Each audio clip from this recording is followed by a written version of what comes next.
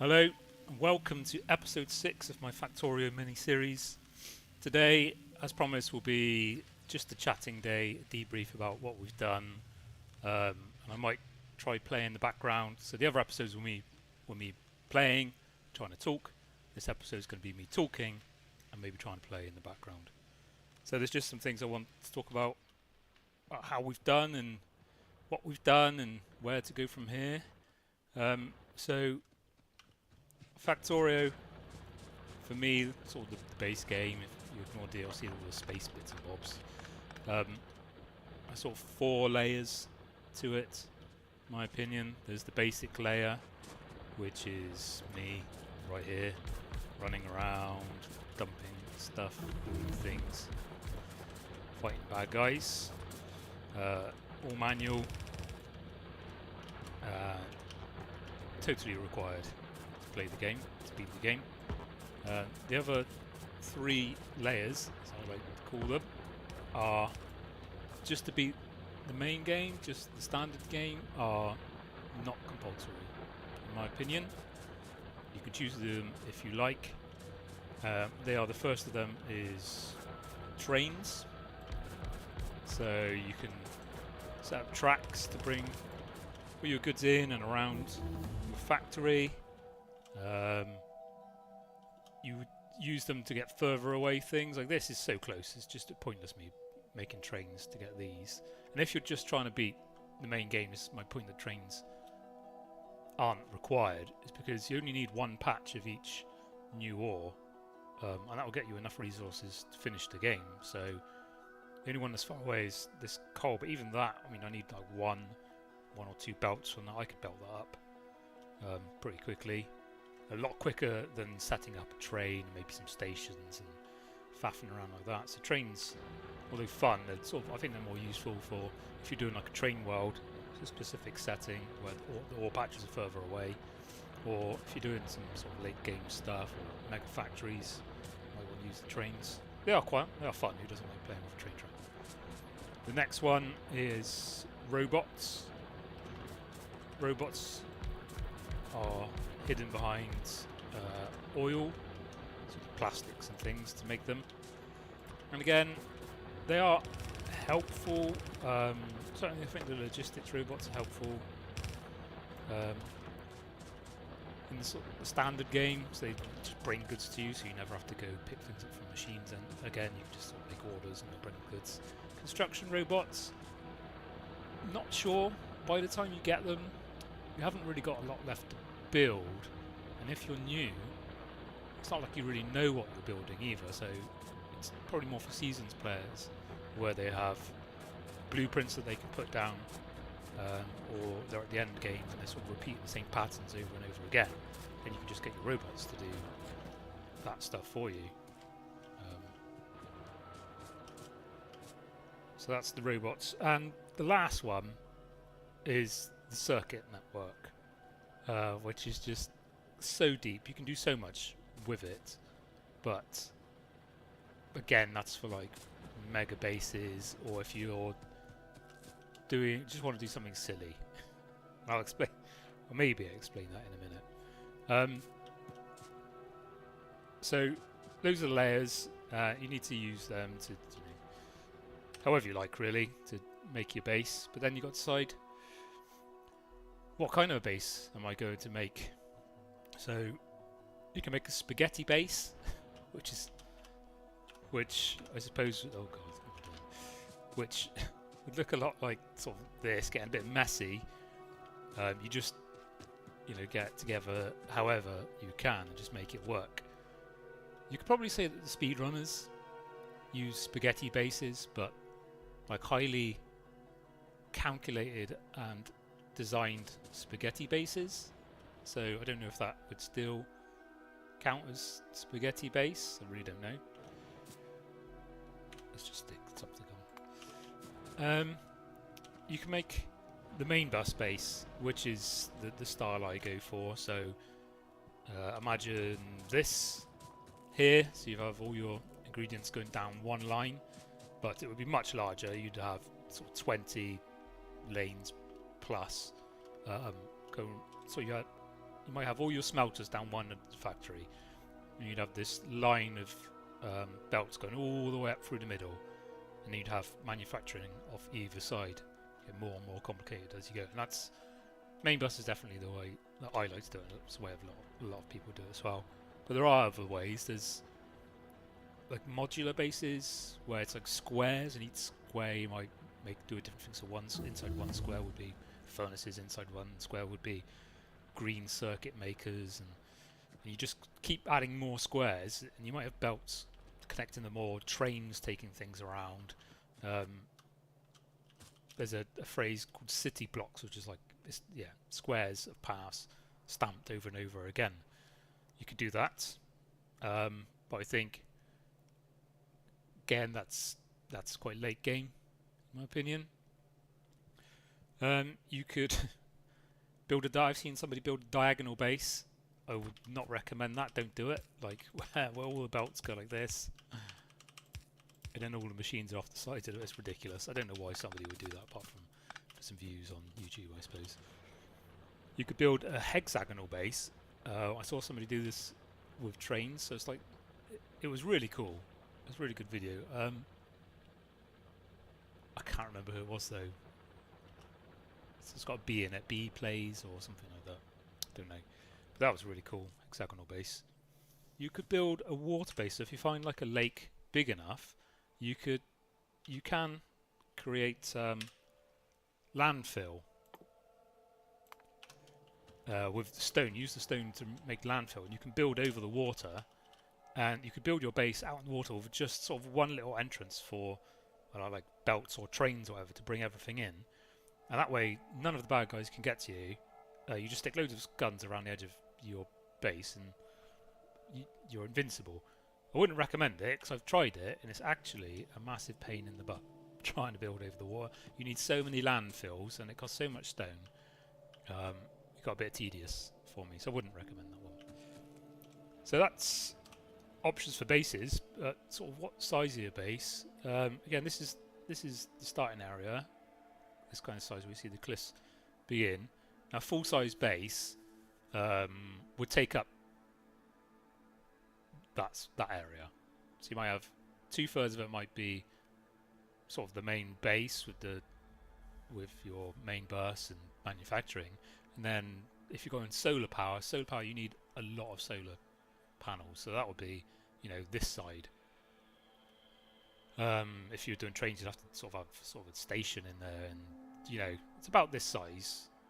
And then you're going to need resources further out, so you're going to be wanting to build walls around the outside of what you can see there, really, sort of land grab. And that's about the size of a base, which can beat the game, but it's not mega base size at all. Mega base is ridiculous. People spend thousands of hours building mega bases. I suppose then the next decision you got to think of would be, how am I going to power my base? So you can just stick with what we've got up the top. Stick one more on for fun. So just coal power makes a lot of pollution, but it's easy, doesn't take up too much space. You could then supplement that with solar panels. So your base will prefer to run off. So if you have solar panels, your base will use the power from the solar panels first, and then make up the deficit with coal or whatever.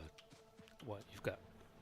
If you've got nuclear just overrides. Well, it doesn't override, but nuclear will always be on. It will always be producing power. So it kind of makes everything redundant once you go nuclear. But that's late game, so don't worry about that. So you could go solar panels. You can add batteries as well.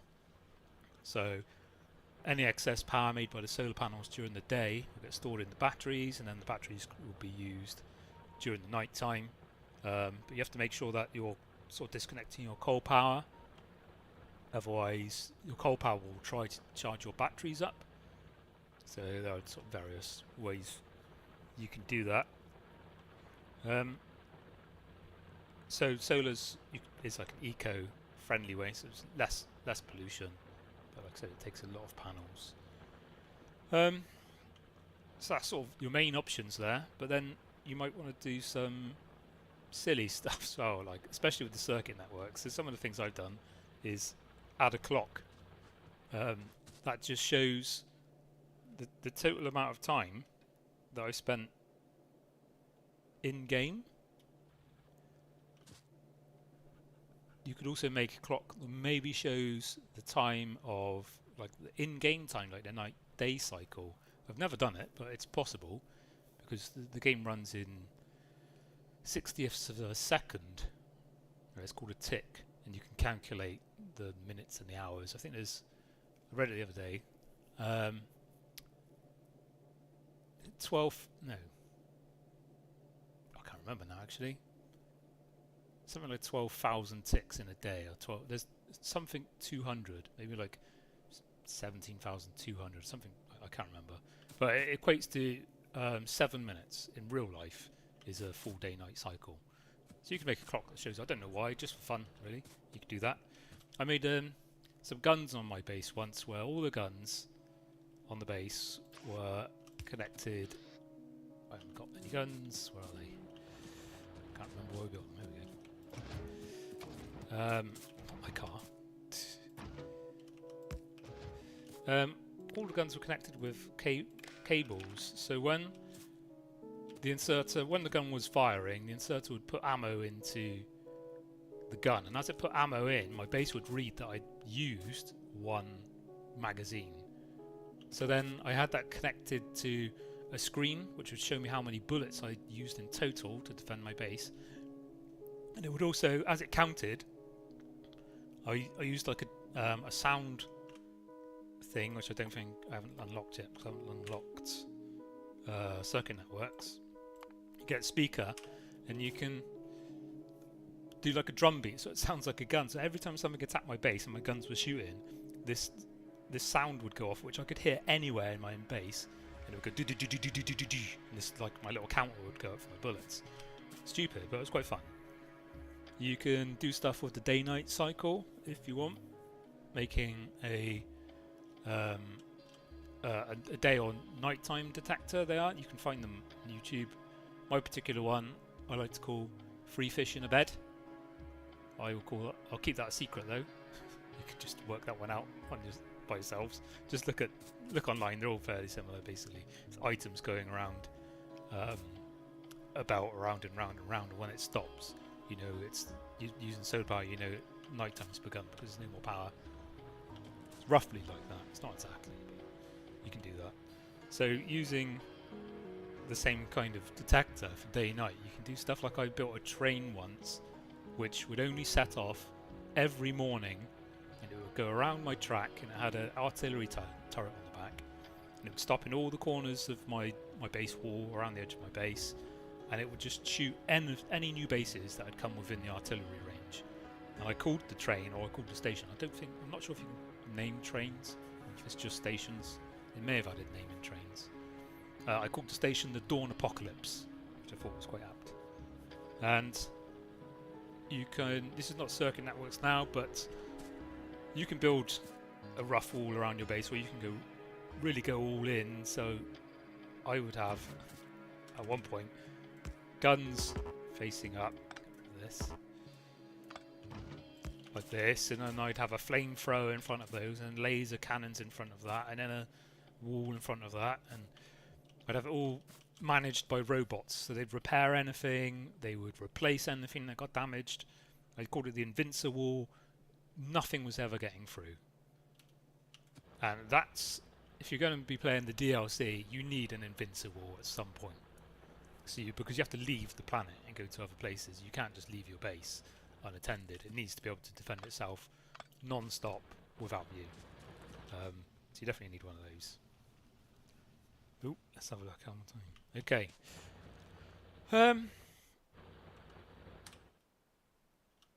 There are some other really cool YouTubers that do much better Factorio stuff than me, and I'll think of a few.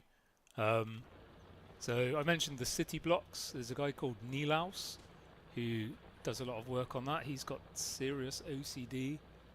I would say for a beginner, it's not, maybe it's not worth you starting with him. I mean, later on he can give you some ideas, but he's full on. The amount of hours you must spend playing is a lot. You've got Troopun, which I recommend. He's does like informative but funny videos on Factorio. You should definitely look at him. There's a guy called Tuplex, and I don't know how well he's known, but he does really, I think they're amazing tutorial videos. He looks at everything in slow detail. He explains it all much better than I've explained it, and I actually learned how to play this game from him by watching him. So yeah, go check him out. He done his tutorials, obviously a couple of years old now, even longer than that, I would imagine, 3-4 years old, or even more, but they're still valid. Then you've got the two speedrunners, which Nephrums and Anti-Elites, and